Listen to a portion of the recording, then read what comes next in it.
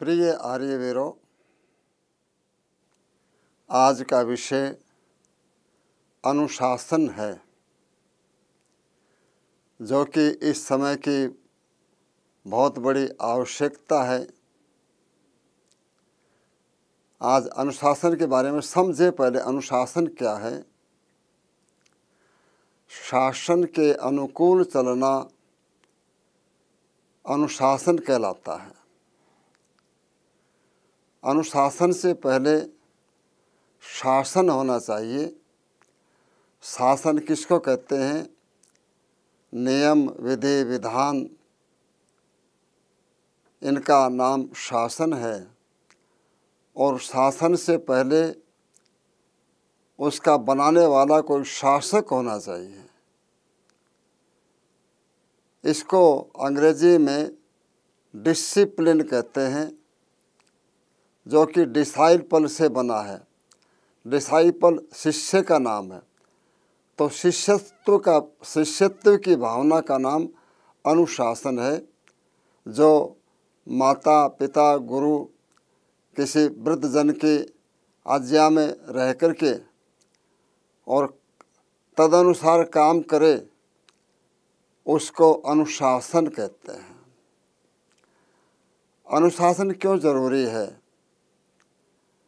जैसे कि पुराने युग का स्टीम इंजन, उसमें चैम्बर में वाष्प आती थी और वो इकट्ठी होकर के पिस्टन को आगे धकेलती थी, लीवर आगे चलता था, चक्र घूमते थे। तो पहला छिद्र फिर बंद हो जाता, दूसरा छिद्र खुल जाता, तो वाष्प जो है वो पीछे से आती और पिस्टन को आगे धकेलती। तो ऐसे आगे पीछे पिस्टन चलता रहता था, चक्र घूमते रहते थे। और यही कार्यक्रम आजकल की जो मोटर है, बस हैं, इंजन है, उनमें डीजल के द्वारा, पेट्रोल के द्वारा हो रहा है। अब यदि उस चैम्बर में जिसमें कि स्टीम आती है, यदि कोई छिद्र हो जाए, लीकेज होने लगे, तो स्टीम का प्रेशर उतना नहीं बनेगा और पिस्टन आगे पीछे नहीं होगा, गाड़ी नहीं चलेगी। ठीक इसी प्रकार जबकि छोटी आयु में, कुमार अवस्था में, किशोर अवस्था में बच्चों के अंदर बहुत अधिक ऊर्जा होती, एनर्जी होती, स्टीम होती है, कार्य शक्ति होती है। उसको एक निश्चित दिशा दे करके पहले उस शक्ति को एकत्रित करना, अनावश्यक कामों में नहीं लगाना, और फिर एक निश्चित दिशा में उस शक्ति का उपयोग करना, तो जीवन की गाड़ी बहुत आगे बढ़ जाएगी। इसलिए इस विद्यार्थी जीवन में अनुशासन का रहना बहुत आवश्यक है। इसी से कोई भी व्यक्ति बहुत आगे बढ़ जाता है। जो अनुशासित नहीं रहता है, उसकी जीवन ऊर्जा, उसकी रचनात्मक शक्ति, उसका चिंतन, वो इधर उधर बिखर जाता है, अनावश्यक कामों में समाप्त हो जाता है। तो इसलिए अनुशासन का थोड़ा सा और विस्तार में जाएंगे कि अनुशासन का निर्माण कौन करते हैं। पहले बच्चा जन्म लेते ही माता के सानिध्य में अधिक रहता है और 5 वर्ष तक वो माता के शासन में रहता है। जो माता बच्चे को बना देती है, माता ही सारा उसको व्यवहार, बोलना सिखाती है, चलना सिखाती है, करना सिखाते, सभी कामों को माताएं सिखाती हैं।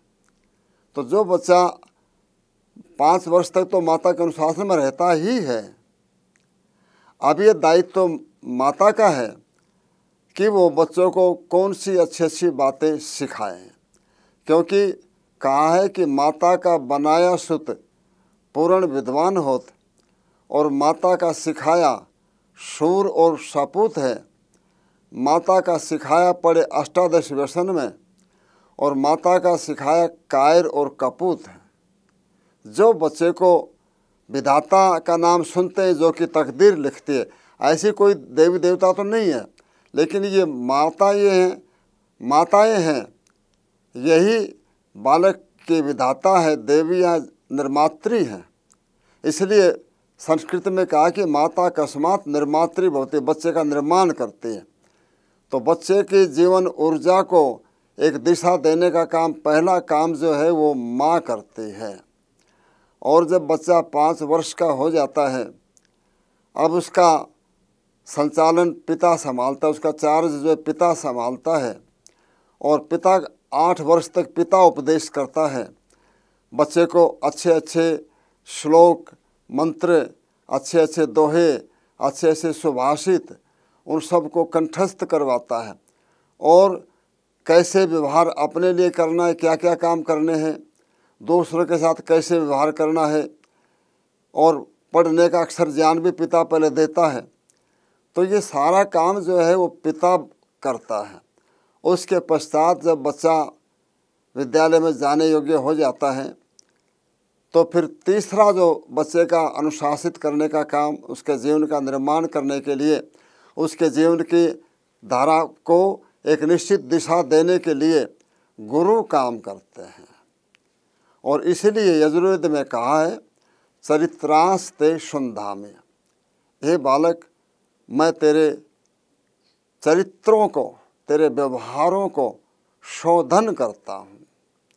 और 3 रात जो आचार्य उसको अपने गुरुकुल में गर्भ में धारण करता है, 3 रात जो है ज्ञान कर्म उपासना के ज्ञान की प्राप्ति करने के लिए, तो जब उसका निर्माण होता है तो बड़े बड़े विद्वान उस स्नातक को देखने के लिए आते हैं, क्योंकि वो गुरु का अनुशासित निर्माण किया हुआ ब्रह्मचारी है, युवक है।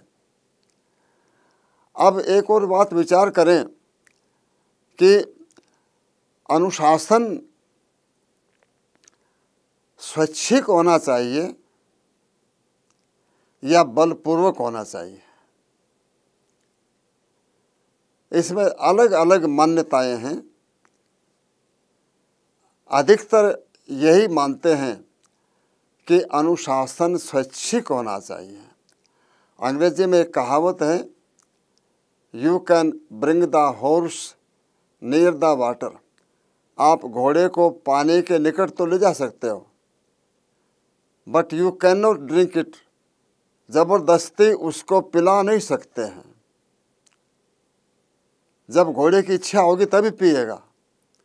उसी प्रकार जो काम किसी बच्चे से, बालक से ज़बरदस्ती करवाया जाता है, तो जब वो बल हट जाता है, जब वो स्वतंत्र हो जाता है, जब वो दबाव मुक्त हो जाता है, तो उस काम को नहीं करता।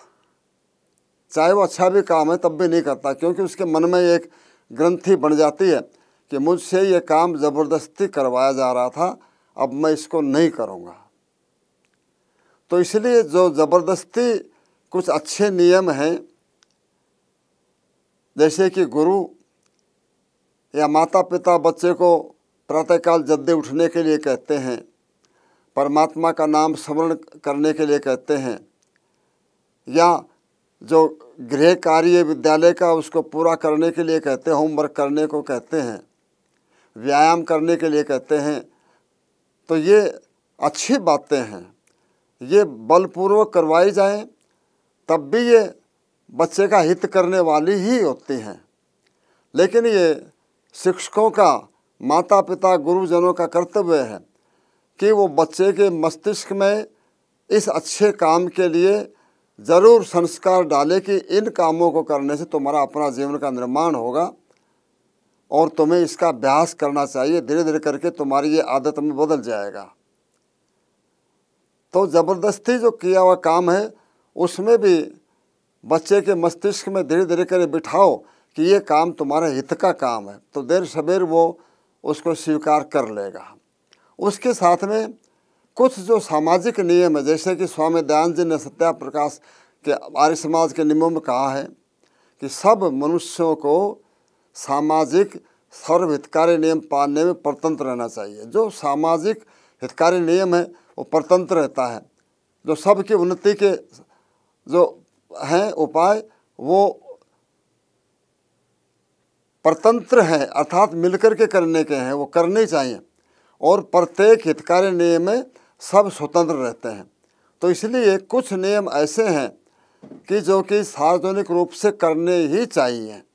जैसे कि राष्ट्र सत्ता के जो नियम है, राज्य के नियम, वो पालन करना पड़ता है। हम यातायात करते हैं तो सड़क के बाएं ओर ही चलना पड़ेगा ज़बरदस्ती से, मन की मर्जी से, नहीं तो एक्सीडेंट होगा या चालान भुगतना पड़ेगा या जुर्माना होगा या दंड मिलेगा। तो ऐसे जो कुछ काम हैं जो कि ज़बरदस्ती में करवाए जाते हैं तो उसमें भी हमारा हित ही होता है। इसलिए अनुशासन को धीरे धीरे करके अपने स्वभाव का एक अंग बना लेंगे तो फिर अनुशासन के पालने में हम दबाव महसूस नहीं करेंगे। हमारे आंतरिक प्रेरणा हमें स्वयं उस ओर जाने को प्रवृत्त करेंगे। उसके बाद में हम देखते हैं कि जड़ और चेतन सारे सर्वत्र अनुशासन का पालन हो रहा है। परमात्मा की इतनी सुंदर रचना है कि उसने एक बार सृष्टि का निर्माण करके और सबको नियमों के अंदर जो है बांध दिया है। समय पर सूर्य उदय होता है, समय पर अस्त होता है, समय पर ऋतुएं आती हैं, समय पर वृक्षों पर, औषधियों पर, वनस्पतियों पर, पौधों पर फल फूल लगते हैं। और उसके साथ में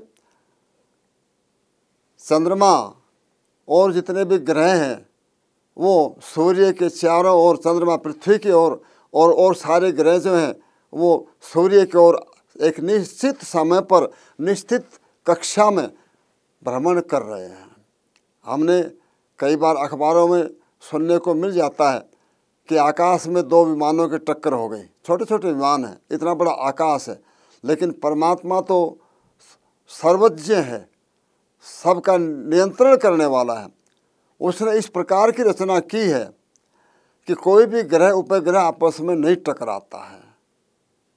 वहाँ पर सब जगह अनुशासित होकर के उसकी व्यवस्था से, उसके बल से, पराक्रम से सभी अपने अपने कक्षा में भ्रमण कर रहे हैं।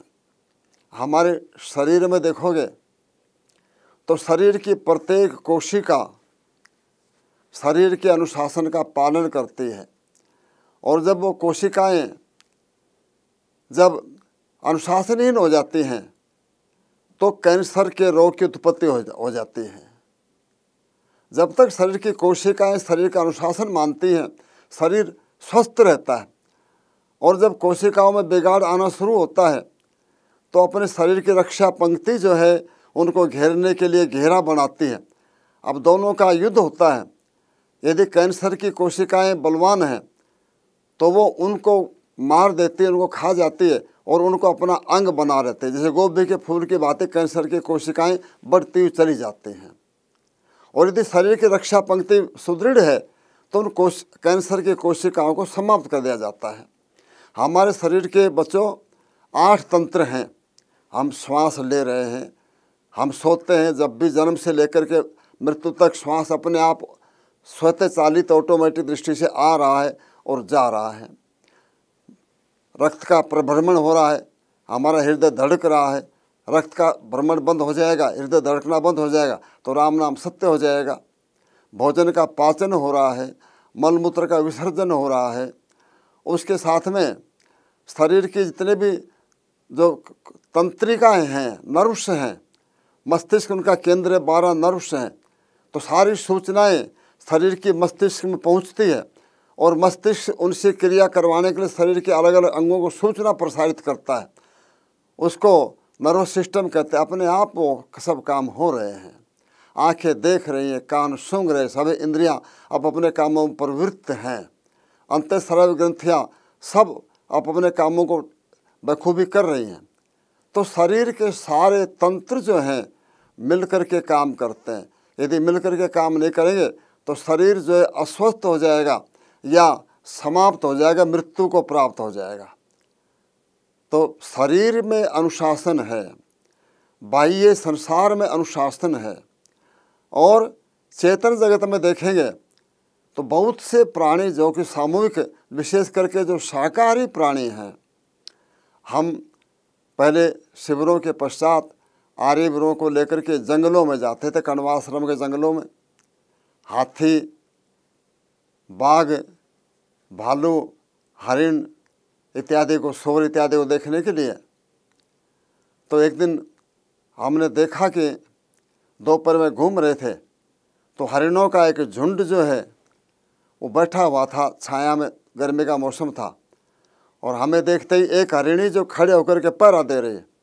अब उसने बोला कौ, तो उसका ये कहना था सारे हरिण उठ करके भाग खड़े हुए। इसी प्रकार हाथियों को देखा जंगल में रात्रि को, तो वो आपस में झुंड बना करके और पीठ आपस में एक दूसरे तरफ करके बाहर की ओर मुख करके वो बैठते हैं या खड़े रहते हैं, और एक प्राय बूढ़ी अर्थनी है वो पहरा देती है। हम एक बार छिप करके और हाथियों को देख रहे थे, तो बूढ़ी हरिणी पहले आई, उसने नदी में पानी पिया और फिर उसने आवाज़ लगाई, और फिर कोई भी हाथी पीने को पानी नहीं आया। इसी प्रकार से चींटियों का अनुशासन दर्शनीय है, मधुमक्खियों का, दीमकों का अनुशासन दर्शनीय है। वहाँ पर एक रानी मक्खी होती है, वो अंडे देने का काम करते। एक होती है सेविकाएँ जो अंडों को सेवन करती है, उनका भोजन इत्यादि करवाती है और उनको अलग अलग फिर कामों में लगाती है। एक रक्षक होते हैं, कोई शत्रु आक्रमण करता है मधुमक्खियों पर, तो रक्षक जो है वो अपनी रक्षा के लिए और उनको काटने को दौड़ते हैं। और एक कमेरी होते, 4 विभाग होते हैं। कमेरी वो होती है जो फूलों से मधु संचय करके और मधु ला करके संग्रह करती हैं। ऐसे ही तो अनुशासन में जो प्राणी रहते हैं उनकी बड़ी बड़ी बस्तियां बढ़ जाती, दीमकों के इतने बड़े बड़े जो है दीमक बाम्बी बन जाती है, और दूसरे चींटियों के भी बड़े बड़े इस प्रकार के उनके अपने घर बना लेती हैं। तो इसलिए अनुशासन में जो जाती रहती है, जो संगठन अनुशासन में रहता है, उसकी बढ़ती बढ़ती होती चली जाती है। एक बार अकबर ने पूछा बीरबल से कि ये कुत्ते तो बढ़ते चले जाते हैं, कुतिया तो एक बच्चा देते, कुत्ते बढ़ती नहीं होती है, इनके कई बच्चे होते हैं, लेकिन इनके रेवड़ झुंड नहीं देखे जाते हैं। और ये भेड़ बकरियां 2 बच्चे देते हैं, इनके झुंड बन जाते हैं। तो बीरबल ने कहा कि कुछ समय चाहिए। अब बीरबल ने उनकी पशुओं की प्रवृत्ति को देखा, और एक दिन कुछ एक बाड़े में भेड़ बकरियों को इकट्ठा कर दिया, उनको चारा डाल दिया सायंकाल को, और कुछ गांव के बच्चों का भाई ऐसे करो 10-5 कुत्ते पकड़ करके और इस बाड़े में बंद कर दो, उनको रोटी या खाने का पर्याप्त मात्रा में खाना डाल दिया। अगले दिन प्रातःकाल कहा कि महाराज लो आज आपका प्रश्न का उत्तर देंगे।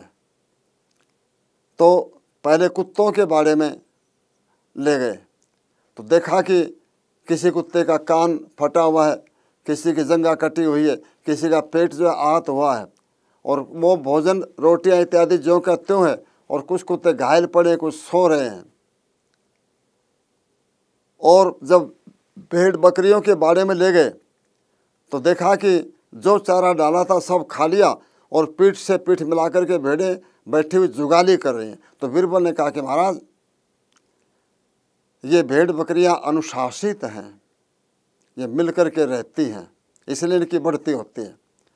और ये कुत्ते अनुशासनहीन हैं, एक कुत्ता गले का आ जाए तो दूसरा कुत्ता उसको गुर्राता है, उसको मारने को दौड़ता है। तो अनुशासन में बहुत बड़ी शक्ति है। सेना में थोड़े से सैनिक होते हैं, और पुलिस भी थोड़े सैनिक होते हैं, पुलिस में जवान होते हैं, सिपाही होते हैं, लेकिन वो बड़ी से बड़ी भीड़ को कंट्रोल कर लेते हैं। क्यों?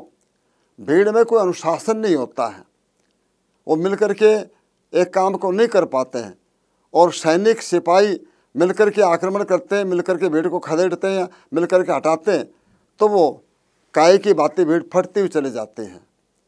इसी प्रकार खेल में भी उसी टीम को विजय मिलती है जो टीम मिलकर के खेलती है, जो टीम की भावना से खेलती है, जो व्यक्तिगत रूप से अपने स्कोर बनाने के लिए, अपना नाम कमाने के लिए खेलता है, उसका नाम चाहे हो जाए लेकिन टीम विजित नहीं होती है। इसलिए टीम भावना से जो काम किया जाता है वो आगे विजय को प्राप्त करवाता है। क्योंकि कहा है कि सर्वे यत्र नेतार, जहाँ पर सारे नेता हों, सारे चौधरी हों। बिच्छुओं की बारात चली जा रही थी, पूंछ उठा करके यूँ डंक को, तो एक ने पूछा भाई इनमें सरदार कौन है? तो एक ने हंस करके कहा कि जिसके उंगली लगा दोगे पता लग जाएगा कौन सा सरदार है, वही डंक मारेगा। तो सर्वे यत्र नेतारे, जहाँ पर सारे ही नेता हों, सारे ही चौधरी हों, सर्वे पंडित मानिने, सभी अपने आप को पंडित मानते हो कि मेरे से बुद्धिमान कोई नहीं है। सर्वे महत्वम इच्छन्ति, सारे ही महत्वाकांक्षी हो कि मैं ही सबसे आगे निकलूं। तत् वृंदम अवशेदते, वो कुल नष्ट हो जाता है। इसलिए अनुशासन बहुत आवश्यक है। अनुशासन के अपने देश में बहुत युवकों के बच्चों के उदाहरण है। श्री राम का माता पिता की आज्ञा मान करके वन में गमन। भरत जी मनाने को चले, श्री राम ने स्वीकार नहीं किया, तो भरत ने कहा कि ठीक है, मैं भी यहीं पर आसन लगा करके बैठता, मैं भी तप करूँगा। श्री राम ने कहा, भरत तुम्हारे कहने से यदि मैं अयोध्या लौट जाता हूँ तो कौन पिता फिर गर्व करेगा कि मेरा पुत्र मेरी बात को मानता है। भरत निरुत्तर हो गए और खड़ाऊ लेकर के वापस अयोध्या लौट गए। छत्रपति शिवाजी ने बहुत से किले जीत लिए थे। एक दिन माता जीजाबाई ने देखा प्रातःकाल तो सिंहगढ़ के किले के ऊपर दूसरों की पताका जो है वो हरा झंडा लहरा रहा था। शिवाजी को बुलाया, किसका झंडा है? उन्होंने कहा ये तो मुगलों का झंडा है, मुसलमानों का झंडा है। तो कहा कि कल प्रातःकाल इस पर जो है भगवा झंडा फहराना चाहिए। अब शिवाजी ने माता की आज्ञा को शिरोधार्य किया। बीजापुर नवाब का था कि उदय भान उसका किले का किलेदार था, हिंदू था। तो फिर विचार किया कि कौन करेगा ऐसा काम, ये तो शूरवीर तानाजी कर सकते हैं। तानाजी उस समय अपने बच्चे के विवाह की तैयारी में और सरमनी जो है उत्सव शोभा यात्रा इत्यादि नाच गान चल रहा था। शिवाजी का संदेश आया तो सब कुछ बंद करवा दिया कि शिवाजी की आज्ञा है। शिवाजी ने कहा कि कठिन काम है, तुम ही कर सकते हो। तो अपने गिने हुए सरदारों को और सैनिकों को लेकर के और गो होती है उसको किले की तरफ छोड़ा, रस्सी बांध कर कंगोरे से, और रात को आक्रमण किया और किले को विजय किया। तो ऐसे ही कैसे ब्लांका इंग्लैंड का युद्ध चल रहा था, इंग्लैंड का समुद्री जहाज था। पिता ने कहा कि इस डेक पर खड़े रहो जब तक मैंने यहाँ खड़े होना। पिताजी चला गया दूसरे स्थान पर, गोला पड़ा, आग लग गई। बच्चे ने देखा चारों ओर आग से गिर गया। पिता को पुकारा, क्या मैं आ जाऊं? पिता तो पहले मारा जा चुका था। वो बच्चा वहीं पर खड़े खड़े जो है वो जल गया, लेकिन अपने स्थान से हिला नहीं। और इसी अनुशासन के बल पर कभी अंग्रेजों का आधी दुनिया के ऊपर राज्य था। आइए अनुशासन की कुछ पंक्तियां दोहराएं। अनुशासन का पालन करना, जीवन पथ पर आगे बढ़ना, अनुशासन का नियम बनाए, आलस निद्रा दूर भगाए, मात पिता के आज्ञा माने, नहीं बनाए झूठे बहाने, हंसते हंसते काम करें सब, उनका रोशन नाम करें हम, नहीं काम से हम घबराएं, आगे आगे कदम बढ़ाएं, ना संकोच काम में होए, करे परिश्रम सुख से सोवे, गुरु अपने की सेवा करना, उन्नत होवे जीवन अपना, समय ने अपना व्यर्थ गंवाए, विद्या बल बुद्धि को बढ़ाए, काम करेंगे मिलकर सारे, पूरे हो उद्देश्य हमारे, उन्नत होवे देश हमारा, हम सबको प्राणों से प्यारा। स्वैच्छिक अनुशासन को पाले, स्वैच्छिक अनुशासन को पाले, दिनचर्या का नियम बना ले, दिनचर्या का नियम बना ले। समय छाया समय हाथ गया, समय जो हाथ नहाए, गया समय जो हाथ न आए, क्या हो ना पीछे पछताए, अनुशासन का पालन करना, जीवन पथ में आगे बढ़ना, अनुशासन का नियम बनाए, आलस निद्रा दूर भगाए। इसलिए आइए अनुशासन की 4 बातों को स्मरण करके और इसको समाप्त करेंगे। नंबर 1, मुस्कराते हुए आज्ञा का पालन करना। लोक में कहावत है कि किसी ने अपने बच्चे को कहीं पर भेजा, सगे के यहाँ पर संबंधियों के, तो वो रोता हुआ गया और मरे हुए की सूचना लेकर के आया। इसलिए हर समय मुस्कराते हुए आज्ञा का पालन, हाँ साहब करता हूँ, हाँ पिताजी करता हूँ, हाँ माताजी करता हूँ, इस प्रकार से आज्ञा का पालन करना अनुशासन की पहली विशेषता। नंबर 2, निसंकोच कठोर परिश्रम करना। ऐसा नहीं करना मैं कमज़ोर हूँ, मैं तो बीमार हूँ, मैं थका हुआ हूँ, मेरे पास और बहुत से काम है। तो ये कठोर परिश्रम करेगा वही व्यक्ति आगे बढ़ता है। और समय का पालन करना, जिसको जो समय दिया है वो समय पर आओ। अपने देश के अंदर इसकी कमी है, अनुशासित होना चाहिए। घड़ी का समय, मोबाइल में समय, जो समय जिसका है, समय सबसे बड़ी कीमती चीज़ है, तो समय का पालन करो। और अंतिम बात क्या कही, झूठ न बोलना, बहाने न बनाना कि ऐसा काम हो गया जी, ऐसा हो गया जी, ऐसा किया था, मेरा कोई कसूर नहीं है। तो इस प्रकार के जो बहाने नहीं बनाना। तो आओ बच्चों, जीवन का निर्माण करने के लिए, अपने जीवन ऊर्जा को एक विशेष दिशा में बढ़ाने के लिए आइए मिलकर के अनुशासन का पालन करें। माता पिता, गुरुजन, वृद्धजनों की आज्ञा का पालन करें और व्यवस्थित रह करके, नियमित रह करके और बल और बुद्धि को आगे बढ़ाएंगे तो निश्चित रूप से हम और हमारा देश आगे बढ़ेगा।